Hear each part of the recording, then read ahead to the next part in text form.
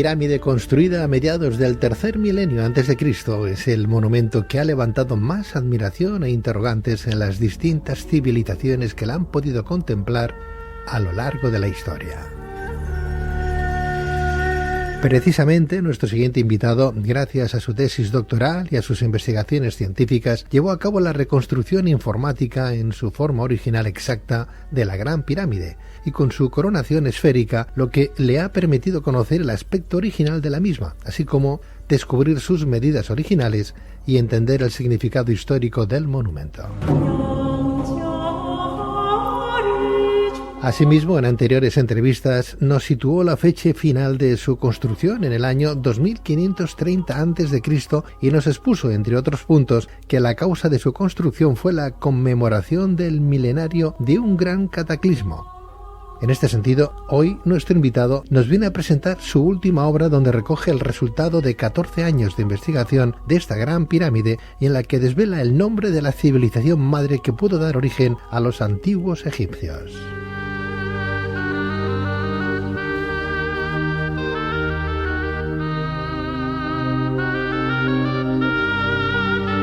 Pero, ¿qué cantidad de información científica esconde la Gran Pirámide? ¿Quién fue el pueblo del Sol? ¿Qué vínculo existe entre la Gran Pirámide y la Atlántida? ¿Qué significado tienen los números 888 y 892? ¿Qué importancia tiene la muerte del dios Osiris en todo lo concerniente a la Gran Pirámide? ¿Qué tipo de conocimiento sobre la estrella de Sirio tenían sus constructores? ¿Qué dios primigenio adoraban? ¿Qué relación existe entre la Gran Pirámide y el perímetro de la Tierra?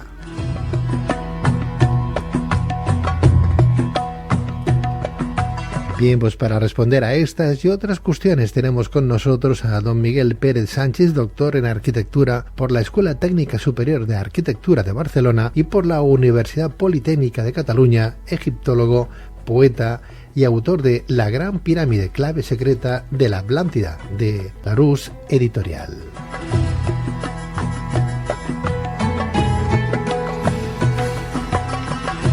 Don Miguel Pérez, doctor Pérez, muy buenas noches. Buenas noches, Pedro. Bienvenido, Miguel. Muchas gracias. Gracias a ti. Gracias a vosotros por invitarme. Un placer, vaya trabajo exhaustivo el que vienes desarrollando. ¿Desde hace cuánto tiempo vienes trabajando sobre ello? 15 años. 15 años son 15 años, no sí, es ayer ni antes de ayer. Es un poquito menos de 20, que el tango dice aquello de que 20 años no es nada, pero 15 ya es alguna cosa. Bueno, en 15 años uno ya llega a construir no solamente una tesis, sino una idea mucho más forjada y marcada, ¿no? Y bien fundada sobre lo que has venido trabajando durante tantos años, ¿no? ¿Te quedas con la tesis o la tesis ha quedado pequeña ya en relación a tus últimos trabajos e investigaciones? Sí, la tesis es el punto de partida, sin duda, pero sobre todo es el hecho de adquirir una metodología de trabajo. Y posteriormente esta metodología de trabajo ha pasado de la Gran Pirámide a Egipto, se ha aplicado sobre el territorio y ha pasado de la arquitectura al urbanismo, lo cual me permite reconstruir la forma original de la llanura de Giza. Estamos hablando de un libro con datos científicos, con observación no solamente empírica, sino observación matemática, estudiada, de rigor. Yo entiendo que para los que han vivido toda la vida sobre un posible o supuesto montaje de lo que es la Gran Pirámide, o lo que eran las pirámides y su fundamento esotérico, les estás rompiendo el pan nuestro de cada día, ¿no? Con tanta investigación al respecto, ¿o no? Yo creo que el saber no ocupa lugar y que cada vez se va profundizando desde los distintos ámbitos de la ciencia en el conocimiento que tenemos. Vamos a ver, la Gran Pirámide esencialmente es arquitectura. Es una arquitectura en ruinas, porque no olvidemos que era un monumento que tenía una capa de recubrimiento con bloques de 1,5 metros de altura. Estos bloques han saltado todos a causa de un terremoto y que después fue utilizado para construir palacios y templos en el Cairo.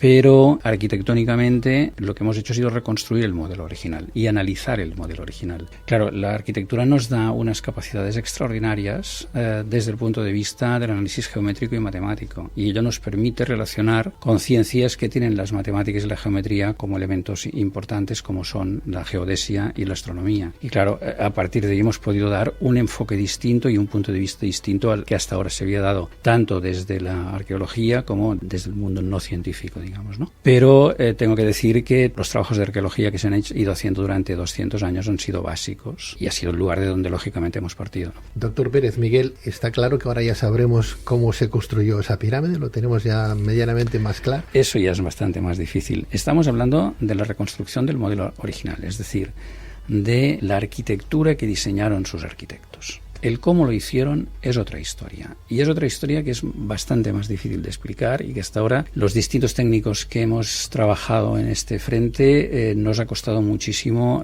poder dar con una certeza. La reconstrucción puede ser una certeza y de hecho lo llega a ser, porque el propio monumento contiene una fórmula matemática que lo que hace es certificar absolutamente la exactitud de la reconstrucción. Y precisamente tomé este camino porque las matemáticas y la geometría nos dan datos científicos comprobables. Y no tomé el camino de intentar determinar cuál fue el método de construcción, entre otras cosas porque lo único que hubiera hecho hubiera sido establecer una teoría más que no deja de ser en el fondo especulativa, porque hasta que no encontremos, y no creo que lo vayamos a encontrar, dibujos de cómo la construyeron, con qué máquinas, con qué medios, eso seguirá siendo un enigma.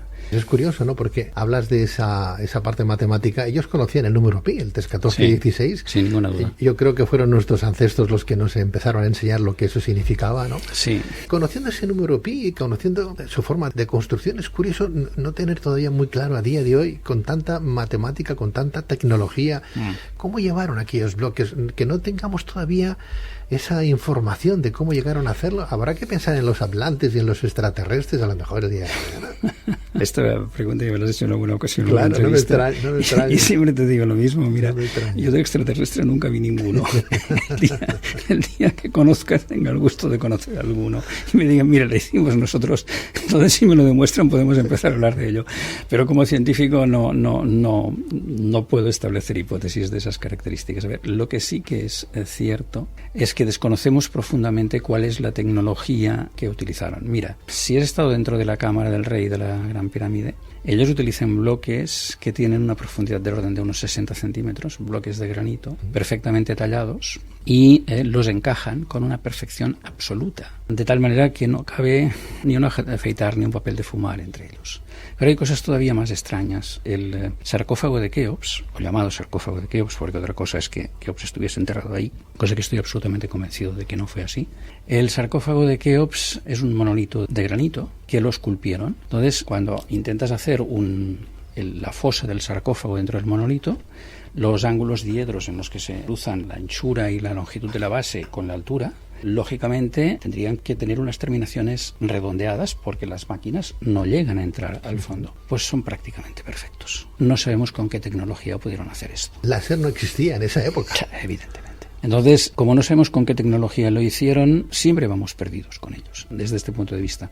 Otra cosa es que con las matemáticas podamos llegar más lejos. Vamos a ver, el número pi, sabéis que es la relación que hay entre el diámetro de una circunferencia y su perímetro. Es decir, si el diámetro de una circunferencia es 1, el perímetro es 3, 14, 16. Pues bien, la superficie de la Gran Pirámide es 314.159,27, con lo cual nos están dando, el número pi, con 6 o 7 cifras decimales, porque en una segunda reconstrucción han salido 7 cifras decimales, y ello no se consigue hasta el año 500 o el año 1500 de nuestra era. Teniendo en cuenta que las pirámides son del 2500 antes de Cristo, estaríamos hablando de que en la definición del número pi los arquitectos de la Gran Pirámide se avanzaron en 3000 años las ciencias matemáticas, o según y como en 4000, porque hay un decimal que puede llegarse a afinar en la reconstrucción. Y es curioso que en el día de hoy, en este siglo XXI, que nos pensamos que ya lo controlamos todo, que lo dominamos todo, que somos casi dioses, ¿no?, de la naturaleza y demás, personas que vieron 4.500 años antes que nosotros, ¿no?, 2.500 más 2.000, que no sepamos todavía a día de hoy con qué. Yo creo que es una gran cura de humildad. Piensa que de dioses no, porque nos morimos todos. Sí, hasta ellos se murieron. Ellos también se murieron. Y ahí está el mito de Osiris, ¿no?, que para los egipcios era un semidios, pero un semidios mortal. Entonces, yo creo que el ser humano siempre busca los límites y los enigmas nos ayudan a establecerlos. Conforme los vamos resolviendo, vamos avanzando en ellos. Pero es que hay enigmas que aún no han sido resueltos y tardaremos bastante tiempo en conseguirlo. Eso significa que la especulación siempre estará presente y libros de esotéricos, entre comillas, sacados de fábulas y de ciencia ficción, pues estarán siempre presentes. Pero es normal, la imaginación es libre. Llegué a leer, antes de seguir con la entrevista, déjame que haga un pequeño paréntesis, en la Gran Pirámide habían como unos canales de ventilación. Y esos canales de ventilación, no sé si fue un montaje o no, alguien, un investigador o un director de televisión puso como una especie de robot, como una cámara que viajara por esos canales de ventilación. Y al final de ese canal de ventilación había como una puertecita con un pasador, ¿no?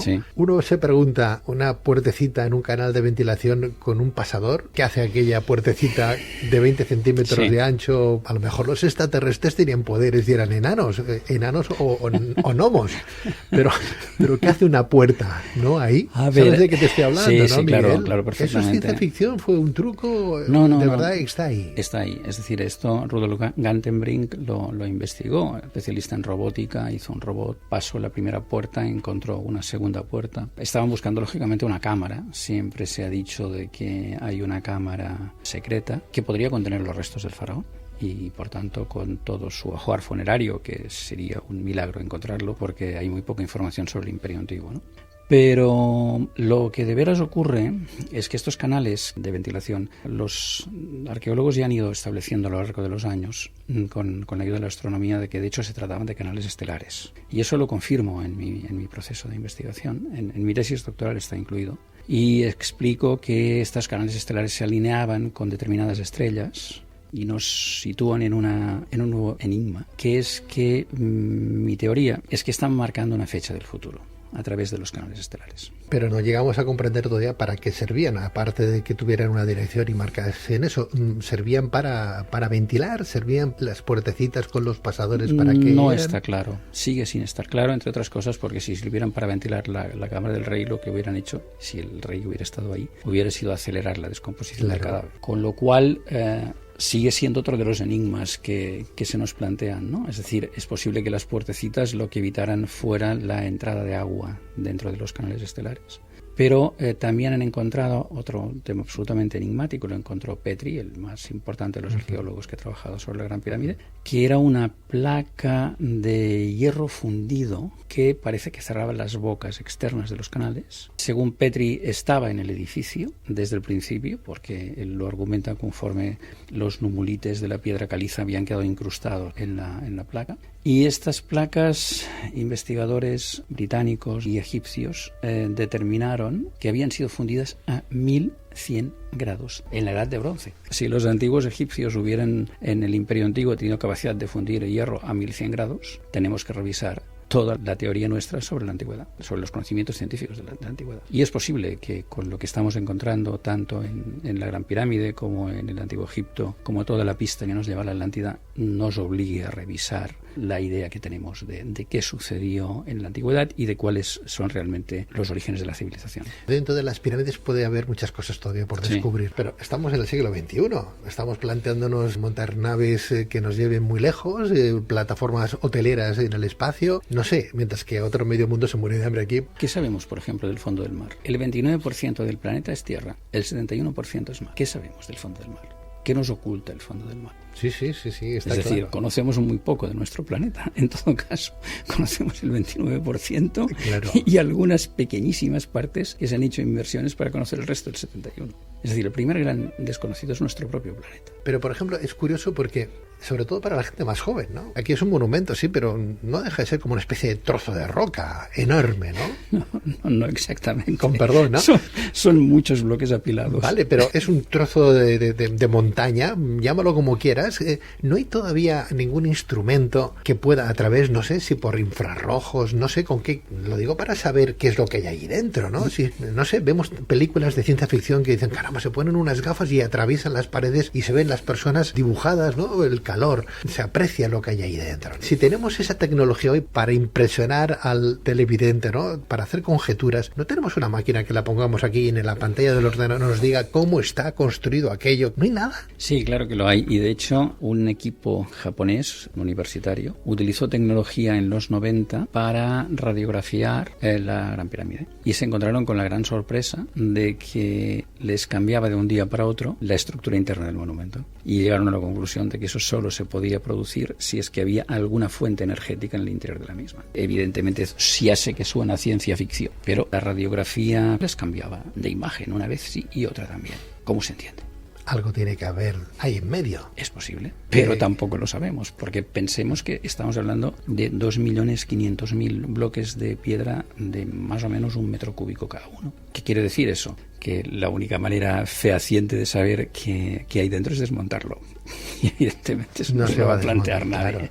Ni hacer túneles por debajo. Y ya lo hicieron los ladrones en tiempos de Al-Mamun para penetrar. Y el acceso de los turistas ahora es precisamente un túnel excavado por los ladrones. Por ejemplo, esta pirámide escalonada, como si la hubieran construido así, pero así no, estaba totalmente recubierta, no era escalonada, era lisa completamente. Era totalmente lisa. Esta especie de escalera que se ve, que le da una poética especial de escalera hacia el cielo, es consecuencia de que sacaron el recubrimiento de bloques. Antes era la forma de una pirámide geométrica perfecta de 4 caras lisas, que de hecho no son 4 caras, sino que son 8 semicaras, porque las caras están partidas por la mitad y ligeramente rehundidas, porque lo transformaron en un marcador equinoccial, de tal manera que se producía el llamado efecto relámpago de paso de la luz instantánea de una semicara a la otra en los equinoccios de primavera y de otoño. O sea que, de hecho, ya en su propio diseño, los sacerdotes, arquitectos, astrónomos que la diseñaron, ya la diseñaron como un monumento con connotaciones astronómicas. Eran lisas, recubiertas de caliza, solo caliza. Piedra de Tura, que es una cantera cercana a Giza. Y si estaban totalmente planas y recubiertas de caliza, ¿cómo llegaron a hacer esa partición de caras? O sea, ¿te refieres a la división por la mitad? Correcto. Ya estaba en diseño. A la hora de forrar la pirámide, ya contaban en dejar esa partición. Es que ya estaba en la obra actual, que no tiene el recubrimiento, ya los bloques que van debajo del recubrimiento ya hacen esa ligera forma. Entiendo. De tal manera que cada una de las caras triangulares entra ligeramente en el eje hacia el interior. De tal manera que, vista desde el aire, si podemos ver una vista muy afinada, podría tener una cierta forma estrellada, de estrella de 4 puntas. Miguel, doctor, pero tú aseguras que la Gran Pirámide es el único edificio de la historia de la arquitectura que tiene una fórmula matemática que antes comentamos. Asimismo apuntas que la esfera de coronación que existía en lo alto de la misma pirámide, y de la que ya hemos hablado en otras ocasiones, por cierto, ha sido el elemento clave para conseguir su reconstrucción digital, ¿no? El hecho de que haya una fórmula matemática, de momento que se sepa, es el único edificio que se ha podido demostrar. Y este hecho es absolutamente sorprendente. De hecho, todavía no he encontrado ningún matemático que me sepa explicar, lo he consultado con grandes especialistas, que me sepa explicar cómo puede establecerse esa arquitectura en base a esa fórmula matemática, ¿no? Pero la fórmula matemática permite un nivel de exactitud de la reconstrucción altísimo, de tal manera que es como si en 18 millones de codos reales cúbicos, si hubiese uno de error, no se cumpliría. Te lo pongo más fácil. En 2,5 millones de metros cúbicos no hay ni uno de error. Con lo cual resulta que, por cálculo, el monumento nos garantiza que está reconstruido en un 99,99999,4%. Es decir, te está diciendo que la reconstrucción es absolutamente exacta. Eso es un hecho totalmente desconocido hasta ahora, y lo que certifica sin ningún género de dudas es que la reconstrucción es exacta, y en esta reconstrucción nos dimos cuenta de que, a causa de que el centro de las caras laterales estaba mínimamente hacia el interior, cuando le dábamos, han quedado bloques originales, cuando le dábamos el ángulo de inclinación del bloque original a ese punto, no llegábamos hasta la altura de 280 codos reales, que hasta ahora todos los estudios habían determinado que era esa la altura. Nos dimos cuenta que podía ser que faltase algo, y se me ocurrió la idea, tantas veces he retratado montañas coronadas por el sol, de que podía ser el sol, que además era uno de sus dioses principales, era Ra. Entonces, esa montaña coronada por el sol nos dio la idea de que podía ser una esfera de coronación. Probé con medidas matemáticas, y el primer intento, que era darle el número en diámetro, 271,8 codos reales, que es un 1,4 metros, fue cuando encajó absolutamente.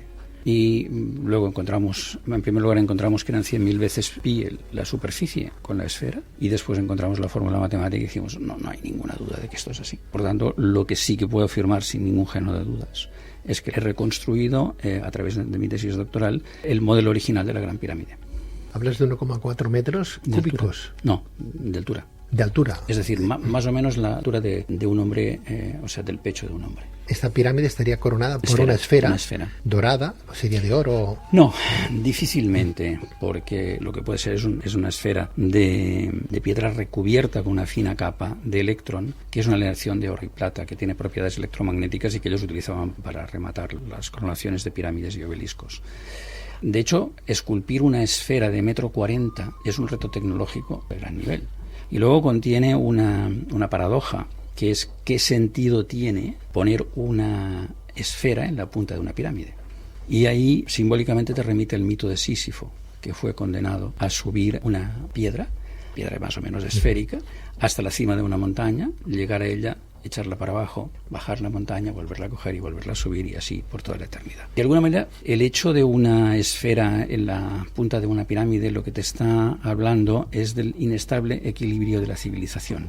Porque evidentemente a finales del Imperio Antiguo el bárbaro de turno subiría, escalaría la pirámide, cogería una palanca, la palanca la haría rodar, y de alguna manera era una forma de simbolizar que esa esfera en equilibrio, o sea, encima de la pirámide, estaba simbolizando el orden de su propia civilización. Una lección de oro-plata. Sí, entre 60 y 75 y entre 25 y 40%. Entiendo que esa esfera estaría como clavada en el vértice, ¿no? O sea, la punta la subirían rodando, entiendo, y la encajarían. O sea, el vértice de la pirámide estaba truncado. Estaría dentro. No.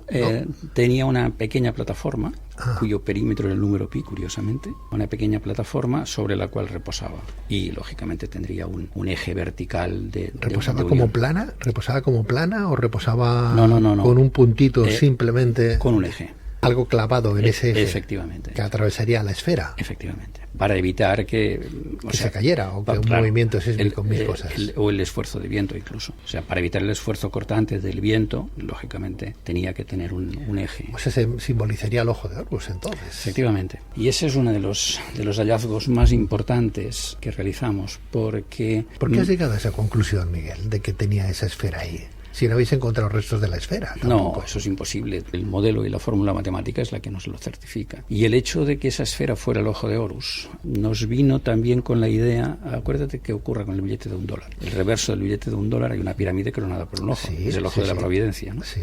El ojo de la providencia es la traslación de lo que podía representar para ellos, para los egipcios, el ojo de Horus. Hubo otro elemento muy interesante, que hasta ahora no se sabía por qué la Gran Pirámide se llamaba el horizonte de Keops. Y en un determinado momento se me ocurrió calcular cuál sería el horizonte de visión si esa esfera, en el centro de esa esfera, hubiera un ojo. Y la sorpresa fue enorme, porque la medida de ese horizonte de visión demuestra que conocían a la perfección la curvatura de la Tierra en Giza y las medidas de la Tierra.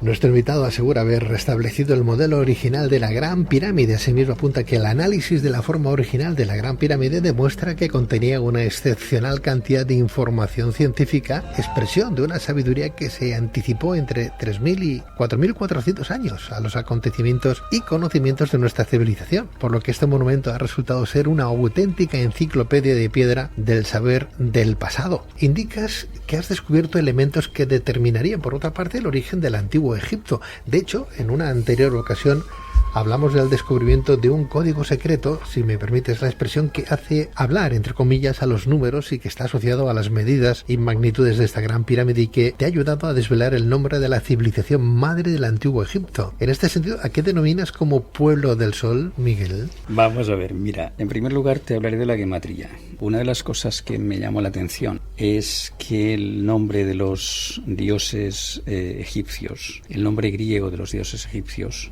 no era exactamente el mismo en Grecia que en Egipto. Me explicaré. A Yeuti, el dios de la sabiduría y de todas las artes, los griegos de Grecia lo asociaban con Hermes, mientras que los griegos de Egipto le llamaban Tot, TH, Thoth. El resultado fue que cuando me puse a analizar por qué podía producirse ese cambio, me acordé que los griegos no tenían numeración como la nuestra, no tenían una numeración arábiga, que es posterior. Y entonces para los números lo que hacían era una letra seguida de un apóstrofe. De tal manera que el alfa seguido de un apóstrofe era el 1 y la omega seguido de un apóstrofe era el 800. Y entre medio, entre el 1 y el 800, iban escalando los números. Entonces se me ocurrió también que podía haber un segundo código que sustituyese las letras por su posición en el alfabeto. Entonces me encontré con que Tot, el dios de la sabiduría, era la divinidad de una ciudad que se llamaba Hermópolis Magna, por Hermes, pero que el nombre egipcio era Gemenu, y Gemenu significa 8, una ciudad que tenía el nombre de un número. Y resulta ser que era la capital de la provincia 15, y resulta ser que las letras de Tot son 8, 15, 8. Y cuando escribes, lo sustituyes por sus valores, sale el número 88. Y me dije, Tot no es un nombre, que era un código. Y ese fue el hilo del que empecé a tirar. Primero investigué 500 palabras, luego busqué ayuda en especialistas, llegamos a investigar 6.000 y nos encontramos que había un número que aparecía una y otra vez en la Gran Pirámide y en Giza, que era el 892. ¿Y esto qué será? ¿Y esto qué será? ¿Y esto qué será? Y por fin salió. Y resulta ser que el número 892, entre 6.000 palabras y frases estudiadas, solo corresponde a la palabra Atlantis, Atlántida en griego. Era su manera de decir Made in Atlantis. A través de los números. A través de los números. O sea que cuando decían 892 estaban diciendo Atlántida. Ahí la sorpresa es, te lo puedes imaginar, absolutamente enorme. Y eso nos obliga a dar un giro a todo el proceso de investigación y empezamos a entender cosas. Por ejemplo, el sarcófago de la cámara sepulcral del que te hablaba antes, lo multiplicas por 809, coges su volumen, lo multiplicas por 892.000 y te da la medida del volumen de la pirámide. Con lo cual, simbólicamente, puede ser que el sarcófago, lo que esté, fuera un símbolo donde estuvieran de alguna forma, repito, simbólicamente, guardados los muertos de la Atlántida. Es una especie de urna funeraria. Y eso, Miguel, no son casualidades en función a lo que ya tenemos, ¿no? No, porque las sorpresas se producen cada día. Es decir, yo llevo 15 años de investigación y la verdad es que cada vez me estoy adentrando más en un mundo en el que las matemáticas, la geometría, la astronomía y la geodesia son las grandes constantes y lo han dejado sembrado incluso en la posición de las ciudades. ¿Cómo puede ser que en aquella época tuvieran tanto rigor matemático? La respuesta nos la da Carl Sagan. Sagan dice que todas las civilizaciones científicas tienen en común el uso del lenguaje matemático. Por una razón, porque las leyes de la naturaleza son las mismas en todas partes. Es decir, si yo me quiero comunicar con un señor de aquí 5.000 años que no tengo ni idea cuál es el lenguaje que va a utilizar, las matemáticas son el lenguaje universal. Claro. El mismo Sagan, en el proyecto Voyager, envía un disco con códigos matemáticos, música, como síntesis de nuestra civilización. Miguel, por esa regla de 3, entonces las pirámides que encontramos en el resto del mundo tendrían casi la misma procedencia o los mismos sabios o... Es el gran enigma. ¿Sabes por qué? Porque entre las pirámides mayas y las de Egipto... O las chinas. Transcurren, las mayas las conozco mínimamente, o las aztecas transcurren 3.500 años. Entonces, claro, en Chichén Itzá nos encontramos el descenso de la serpiente emplumada con la forma de la sombra, si no recuerdo mal, en el solsticio. Con lo cual, la sorpresa es, oiga, 3.500 años. Qué casualidad de que civilizaciones separadas por tantísimo tiempo desarrollen conocimientos astronómicos tan elaborados, ¿no? Y tan similares. Y evidentemente ese es otro de los temas que estamos intentando buscar explicaciones, que no es fácil encontrarla, tengo que decir. O sea que Pueblo Sol sería el pueblo Gememet. Sí, es verdad, fíjate. Una de las cosas más curiosas es que el jeroglífico del Pueblo del Sol es una esfera con 3 rayos, uno vertical, uno con una inclinación de unos 60 grados a la izquierda y otro con una inclinación de unos 60 grados a la derecha. Que si te miras desde una de las aristas la pirámide y hicieras un zoom de su coronación, verías la esfera de coronación, la arista que viene hacia nosotros y 2 más en direcciones a derecha e izquierda. Por tanto, de alguna manera, la coronación de la Gran Pirámide nos está dibujando el jeroglífico de los Genmemet o Pueblo del Sol. Llegamos a la conclusión de que este desconocidísimo pueblo egipcio, que no han podido situar, no es otra cosa que el mismo pueblo de la tierra de los primitivos que encontramos narrada en la cosmogonía que se expone en los muros del templo de Edfu.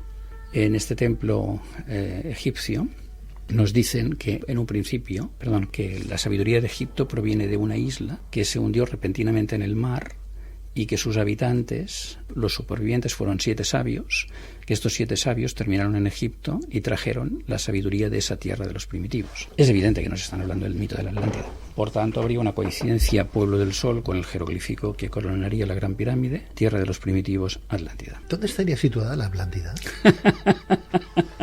Porque tiene que ser entre las columnas de Hércules, que es la gran cordillera, otra incógnita importante. Bueno, o sea que el pueblo egipcio tuvo un pueblo madre, o padre, que sería el pueblo Gememet, que podía ser el pueblo atlántido, de la Atlántida, ¿no? Sí. A través de esos 7 sabios, al que ellos también le ponían un número, el 892, ¿no? Tú aseguras que el número entonces 888 determina la existencia de un Dios único, primogenio, correcto. Documentado en el 4.º milenio antes de Cristo, nada más y nada menos. Correcto. Que apuntas que el número 888 del que hemos hablado es el nombre de Dios, uno de la religión Atlanti, y consideras que ha tenido una influencia enorme en la historia de esta civilización. ¿Qué importancia tiene la muerte del dios Osiris en todo lo concerniente a la Gran Pirámide? Mira, verás, el número 888 responde al nombre de un dios uno que está documentado como Neterwa, que significa en egipcio, Neter o Necherwa, significa Dios uno, y como muy bien dices, estaba documentado en el 4.º milenio.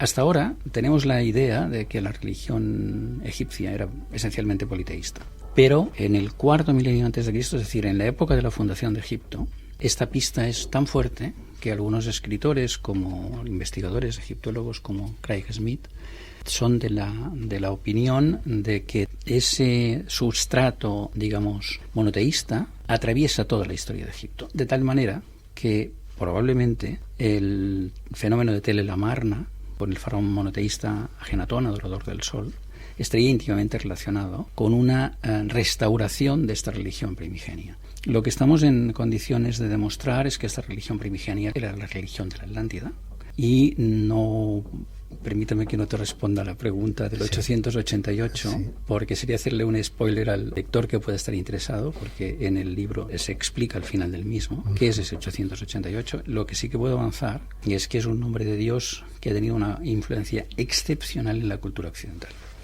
Siempre hemos dicho que éramos hijos de Grecia, pero lo que tal vez hemos obviado siempre es que los sabios griegos iban a estudiar a las casas de la vida egipcias, a las casas sacerdotales, que es donde los egipcios contenían una sabiduría que no compartieron con su pueblo, solamente las clases dirigentes poseían, ¿no? Y a su vez, esa sabiduría, cada vez tengo menos dudas de que es heredada de la Atlántida. Y había una segunda parte de la pregunta, ¿me la recuerdas? El tema de Osiris, ¿quién eran realmente? Exacto. Pues yo cada vez lo tengo más claro, analizando el mito de Osiris, lo explico en el libro. Para mí es la personificación de Atlantis. Fíjate, la terminación is, que en griego quiere decir vigor, fuerza. Sí. Atlantis, Osiris, Isis. Para los antiguos egipcios, el dios Osiris era el señor del mundo terrenal, ¿no, Miguel? Del mundo de ultratumba más. Su hermana Isis y su hijo Horus eran figuras fundamentales en la religión del antiguo Egipto antiguo. Y en este sentido, Osiris era el dios egipcio de la resurrección, correcto, símbolo de la fertilidad y regeneración del Nilo. Correcto. Era el dios de la vegetación, por otra parte, y la agricultura. También presidía el tribunal del juicio de los difuntos en la mitología egipcia. Bueno, era el que medía las almas, junto con Mat y con Tot, en el juicio del peso del alma, que de alguna manera el cristianismo lo recoge, en la idea del juicio final, ¿no? Tú relacionas la Gran Pirámide con el diluvio universal. ¿Dónde te apoyas? En los canales estelares. Es una de las cosas que se me olvidó comentar antes. Vamos a ver. Los canales estelares establecen 2 alineaciones con Marte, concretamente. En una de ellas, la primera de ellas sería la fecha inicial de la Gran Pirámide, y la segunda de ellas sería la fecha final de las obras de la Gran Pirámide. Este hecho está más que confirmado, entre otras cosas, porque la duración de las obras es 6.216 días, que son 7 veces 888 días. Tardaron en construirla. Construir la pirámide 888 días. 7 veces 888 días. 7 veces 888 días. Es absolutamente exacto, las 2 alineaciones de Marte. Pero es que además, tanto la primera de las alineaciones de Marte coincide aproximadamente entre el 3er o 4.º año del reinado de Keops, y la última coincide 3 años antes de su muerte. Es decir, que es perfectamente dentro del periodo histórico fijado, ¿no? Pero es que además hay otra cosa, que es que la fecha de la muerte de Osiris está establecida por Plutarco, a partir de la posición del Sol, de la Luna y del día del año.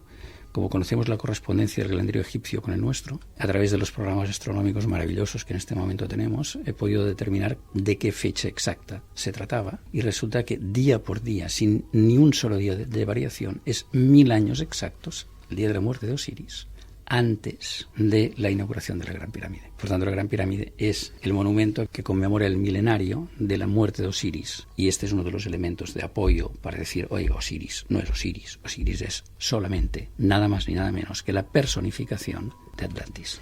Entonces, ¿esta Gran Pirámide cuántos años tardaron en construirla? 17 años, y parece broma, pero 8,88 días. El 8 está muy presente.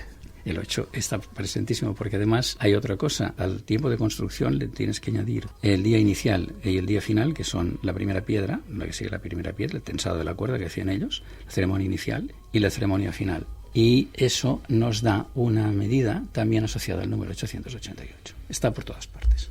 ¿La muerte de la Atlántida también aparece? Claro, 1000 años atrás. Antes de la construcción. Justo antes de la inauguración. Es decir, la inauguración de la Gran Pirámide se produce 1000 años después de la destrucción de la Atlántida. Plutarco, para mí, es absolutamente confiable, entre otras cosas, a nivel intelectual absolutamente extraordinario, pero además era sumo sacerdote de Delfos, con lo cual él tenía muchísima información privilegiada. Pues esta Gran Pirámide sería entonces la conmemoración del hundimiento de la Atlántida. Efectivamente. El monumento del milenario ante la destrucción de la Atlántida. Y este hecho ha sido confirmado también a través de la datación del llamado Osireion de Abidos, que también es un monumento conmemorativo de la destrucción de la Atlántida. ¿También se podría determinar el origen del calendario egipcio? Sí, lo he conseguido. ¿Sí? Sí. Vamos a ver, hay dos datos muy importantes. Uno de ellos nos viene de Teón de Alejandría, el padre de Hipatia, el penúltimo de los directores de la Biblioteca de Alejandría. La última fue Hipatia. Era matemático, geómetra, astrónomo, y Teón de Alejandría estableció una fecha aproximada del calendario en base a un tema que ahora sería bastante complejo de explicar. Y hay un investigador inglés, poco conocido, pero extraordinario también, Sewell, que estableció otra fecha. El análisis de ambas y la corrección de las dos me permitió llegar a una fecha de la fundación del calendario egipcio en el cual coincidían a la vez el calendario solar y el calendario lunar. Un calendario lunar que se hablaba de que venía de una antigüedad que nos iríamos hasta el quinto milenio antes de Cristo. La dificultad de casar el calendario solar y el calendario lunar era una de las premisas para establecer la fecha del origen del calendario egipcio, y la respuesta que he conseguido, que expongo en el libro, nos permite cruzar ambos calendarios. Con lo cual nos quedamos ¿en qué fecha? Sí, mira, el calendario egipcio fue iniciado el 17 de julio de menos 2773. ¿2773? Menos 2773. Fecha que coincidía con el solsticio de verano, con la luna nueva, que es cuando empezaban los calendarios lunares, y con la salida de Sirio por el horizonte, después de hallarse 71 días oculto. ¿Conocían Sirio? Claro. Sirio es una estrella asociada a Isis y es un referente permanente. Sirio tenía un papel excepcional porque su salida helíaca, es decir, su salida antes de la salida del sol, al alba, se producía justo antes de la crecida del Nilo, que la crecida del Nilo era clave para la economía egipcia porque lo que representaba era toda la inundación. Por tanto, de alguna forma, los limos que traía la crecida lo que hacían era transformar en fértil la tierra negra de Egipto, ¿no? Entonces, Sirio estaba asociado al agua desde el punto de vista de que era la estrella que traía, entre comillas, la crecida, ¿no? Y está asociado a Isis desde el origen, de la misma manera que la constelación de Orión está asociado a Osiris. Pero lo más curioso es que esa estrella Sirio no se aprecia. Sí, claro que se aprecia. Es la estrella más brillante del cielo. Lo que ocurre es que nuestra civilización, con toda la contaminación luminosa de las ciudades, desgraciadamente no miramos la bóveda celeste. Vemos la luna, vemos el sol. Pero, de hecho, cuando yo empecé el proceso de investigación, tuve que empezar a estudiar astronomía. No tenía apenas conocimientos de astronomía. La estrella más brillante del cielo. Brillante, miramos Sirio. Al cielo y buscamos la estrella. Es Sirio.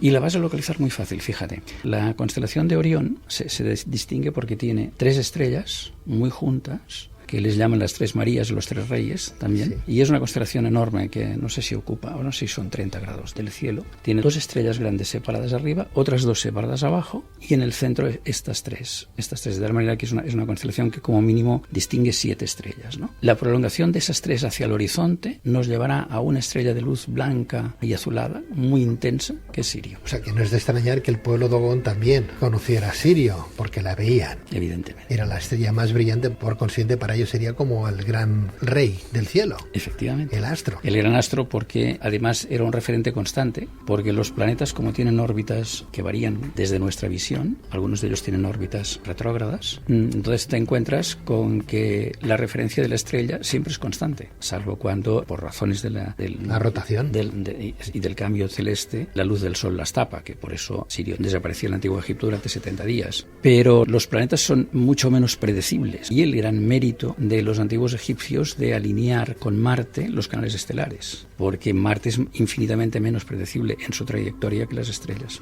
Miguel, ya para ir finalizando, ¿entiendes que tus investigaciones sobre la Gran Pirámide de Keops y el conjunto monumental de Giza, por ejemplo, deberían tener como consecuencia la necesidad de replantear las actuales teorías sobre la evolución de la civilización y de la vida inteligente sobre la Tierra? Bueno, me sabe mal decirlo porque parece una afirmación, digamos, atrevida, pero es la conclusión a la que estoy llevando sin ningún género de dudas. O sea que, en resumen, a través de la Gran Pirámide nos das a entender que esta construcción esconde conocimientos científicos de la civilización que la construyó, así como un código secreto mediante el cual los egipcios estaban dejando valiosa información sobre sus orígenes, la Atlántida en este caso. Es así. O sea que todo lo que nos han enseñado en la escuela desde pequeñito, de lo que eran las pirámides, que allí enterraban a sus faraones y demás, y ese tipo de historias ya nos tenemos que olvidar. No necesariamente. En arquitectura, Venturi hablaba años atrás del elemento doble función. Entonces, yo lo que creo es que en la Gran Pirámide hay el elemento doble función. Una función es la conmemorativa del milenario de la destrucción de la Atlántida, y la otra es justamente el hecho de servir de tumba del faraón. Es decir, estoy convencido de que el faraón todavía está allí. Y en mi segundo libro precisamente hablo de cuál creo que es la posición de la tumba del faraón. Si tenemos un poquito de suerte, igual nos la dejan encontrar. ¿Algún resto de la Atlántida estaría cerca de Egipto? Bueno, yo esto, si no te importa, vamos a hablarlo más adelante, porque estamos hablando del secreto más bien guardado de la historia de la civilización, y de momento vamos a dejarlo ahí. Pero hay muchas reflexiones a hacerse muy, muy, muy lógicas que descartan algunas de las afirmaciones de Platón. Y Platón me merece un respeto extraordinario, pero Platón transmitía bastantes años después, como cerca de 300 años después, lo que los sacerdotes egipcios le habían explicado a Solón. Y esas transmisiones muchas veces contienen errores. Yo no sé si el gobierno egipcio se da cuenta de lo que tiene entre sus manos, ¿no? Y no se implica un poquito más en averiguar, en indagar, en buscar soluciones. Tienen a lo mejor ahí la ciencia matemática por antonomasia, ¿no? Vamos, que podría dar un cambio radical ese pueblo, ¿no?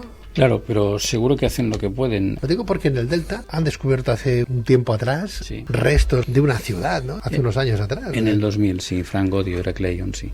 Vamos a ver, la verdad es que Egipto tiene necesidades perentorias a nivel humanitario de primerísimo nivel. Y yo creo que sus pirámides y sus templos y su cultura es patrimonio de la humanidad. Es decir, yo creo que ahí el esfuerzo tendría que ser colectivo. Pero claro, eso tiene una relación íntima a ver con el reparto de la riqueza sobre la Tierra, ¿no? Si el reparto de la riqueza fuera otro, la ciencia y la cultura estarían muchísimo más potenciadas de lo que están actualmente.